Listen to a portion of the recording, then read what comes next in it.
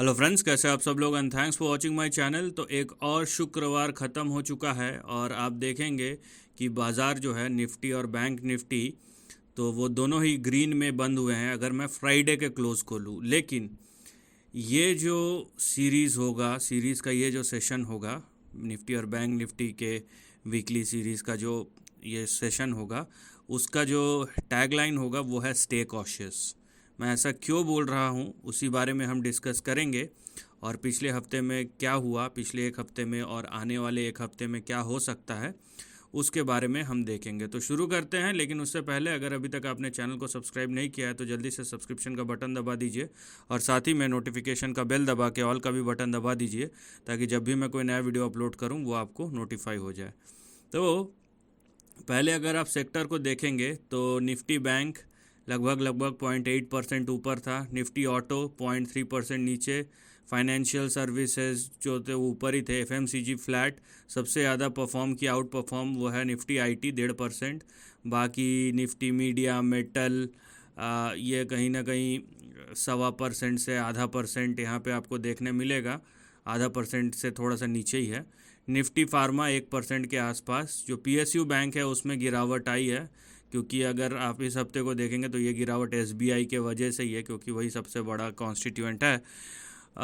उसके अलावा आप देख रहे हैं कंज्यूमर ड्यूरेबल्स यहाँ पे 1%, बाकी सब आधा पौना सवा लेकिन ग्रीन में ही है। ठीक है, तो मैं स्टे कॉशियस क्यों बोल रहा हूँ तो उसके पीछे रीज़न है। पहले आप देख लीजिए निफ्टी ये फ्राइडे का क्लोज है, लेकिन पिछले 5 दिनों का अगर देखें जो ये गुजरा हुआ हफ्ता था उसमें निफ्टी ओवरऑल 115 पॉइंट डाउन है। परसेंटेज टर्म में बहुत ही कम है लेकिन 115 पॉइंट डाउन है। ठीक है, अब इसको आप बड़ा मत मानिए, छोटा ही करेक्शन है, लेकिन क्या है ना, जहाँ मच्छर काटता है वहाँ पे हमको सबसे ज़्यादा पेन होता है।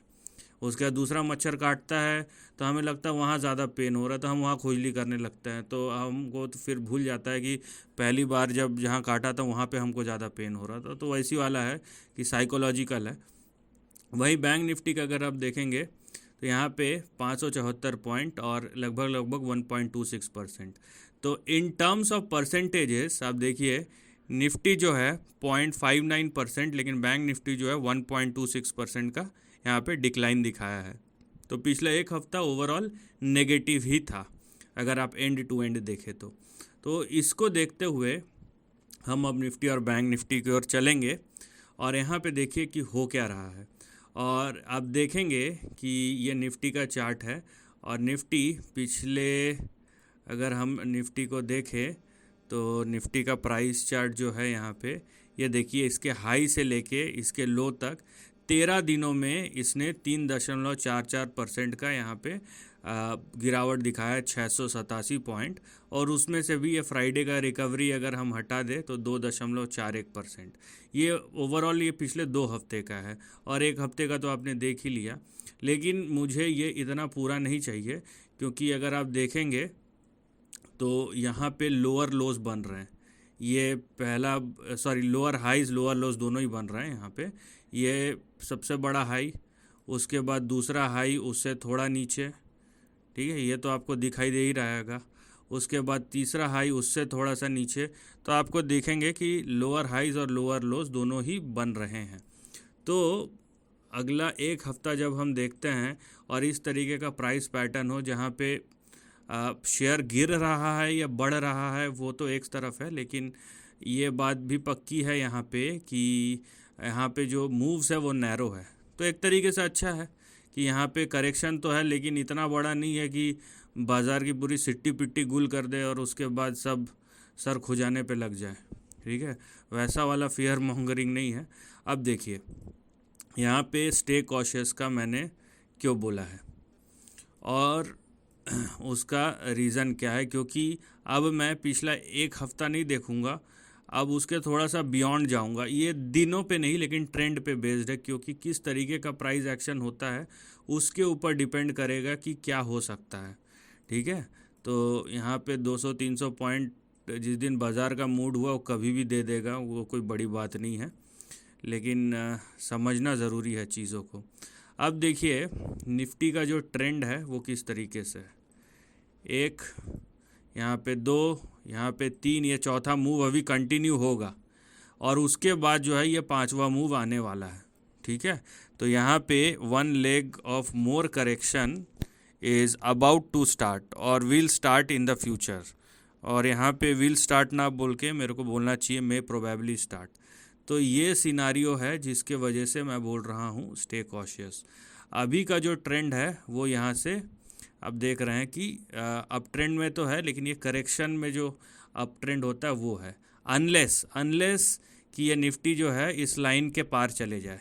अगर ये निफ्टी इस लाइन के पार चले जाता है तो डाउन साइड जो होगा वो नलीफाई हो जाएगा। ठीक है, लेकिन अगर ये यहाँ पे आके या इसके ऊपर आसपास आके कहीं अटक जाता है तो फिर से यहाँ पे एक चांसेस बनेगा बड़ा करेक्शन का।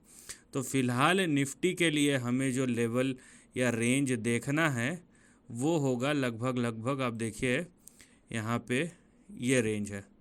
ठीक है, 19,650 से लेके 19,680 के बीच में।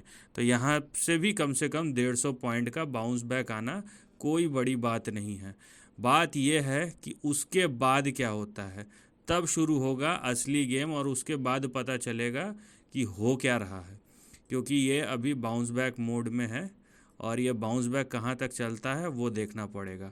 तो यहाँ पे आप देखिए, आप अगर बहुत ज़्यादा रिस्क अवर्स है ना, तो ये जो लाइन मैंने नैरो लाइन खींचा है इसके नीचे आप मत जाइए।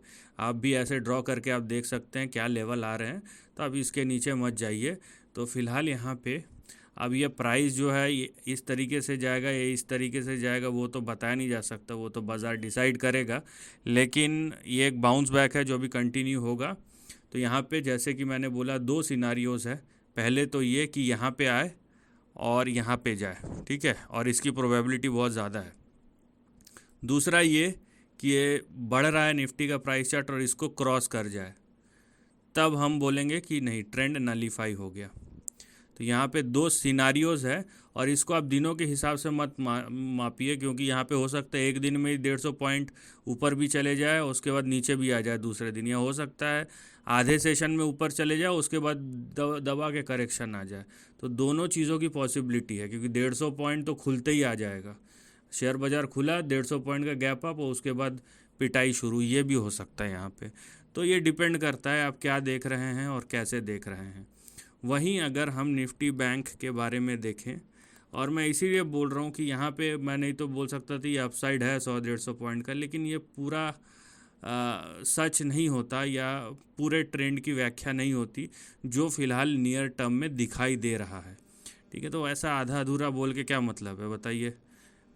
तो यहाँ पे आप देखिए कि ये निफ्टी बैंक का ट्रेंड है, ठीक है, और वैसा ही कुछ स्ट्रक्चर आपको दिखाई देगा और हमें रेंज के बाहर नहीं जाना। ये थोड़ा सा फ्लैटिश ज़रूर आपको दिखाई दे रहा है क्योंकि निफ्टी में एक एक्सपेंशन टाइप का दिखाई दे रहा था, लेकिन ये थोड़ा सा फ्लैटिश है। लेकिन बात ये है यहाँ पे, बात यह है कि इन टर्म्स ऑफ परसेंटेज ये ज़्यादा गिरावट दिखा रहा है निफ्टी से। ठीक है, निफ्टी में क्योंकि सेक्टर्स हैं, एक सेक्टर नहीं चला तो दूसरा, दूसरा नहीं चला तो तीसरा, तो उस तरीके से मैनेज होता रहता है। बैंक निफ्टी में नहीं, पूरा रिस्क ओपन है, अगर फाइनेंशियल्स नहीं चला तो गया फिर। तो यहाँ पे निफ्टी बैंक आप देखिए 44,970 से लेके 45,160, ये जो रेंज है ना, यहाँ पे भी सेम चीज़ अप्लाई होगा। तो मैं बना ही देता हूँ, ये देखिए, आप कोशिश कीजिए ऐसा लाइन ड्रॉ करके इस लाइन के ऊपर रहने का, और ये अपने रेजिस्टेंस के आसपास ही है, ज़्यादा दूर नहीं है अपने रेजिस्टेंस से। तो यहाँ पे भी दो सिनारियोज़ हो सकते हैं, या तो बैंक निफ्टी ऐसा लाइन को क्रॉस कर जाए, ठीक है, ऐसा लाइन को क्रॉस करके फिर इस तरीके से ऊपर बढ़े, तब नलीफाई हो जाएगा। अदरवाइज़ ये यहाँ तक तो जाएगा ये लाइन तक और उसके बाद फिर ऐसा गिरेगा। ये दो सिनारियो आपको बैंक निफ्टी में भी सेम जो निफ्टी में दिखा वही बैंक निफ्टी में भी दिखाई दे सकता है। तो यहाँ पे आपको चाहे निफ्टी में बाउंस बैक दिखे या बैंक निफ्टी में बाउंस बैक दिखे, बात यहाँ पे ये है कि उस बाउंस बैक के बाद क्या, ठीक है, उसको एसेस करना है। और बैंक निफ्टी में तो देखिए, निफ्टी में जैसे 150 पॉइंट के आसपास है, बैंक निफ्टी में भी 200 सवा 200 पॉइंट है, 250 पॉइंट के आसपास ही है, कोई यहाँ पे बड़ा चीज़ नहीं है। तो ये यहाँ पे देखने और समझने वाली बात है कि आगे क्या हो रहा है या आगे क्या हो सकता है, और उससे हम डिसाइड करेंगे कि क्या सिचुएशन है और क्या होने वाला है।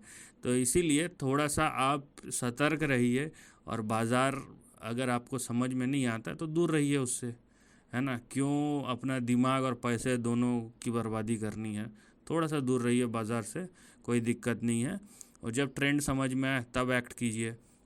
और फ़िलहाल वोलेटिलिटी बहुत ज़्यादा है, ठीक है। बहुत सारे अच्छे न्यूज़ है ओवरऑल हमारे देश के लिए, हमारी इकोनॉमिक सिचुएशन के लिए। लेकिन बात यह है कि ये लॉन्ग टर्म में है, ये शॉर्ट टर्म में नहीं है। और शॉर्ट टर्म का मैं अगले एक हफ्ते का बात कर रहा हूँ।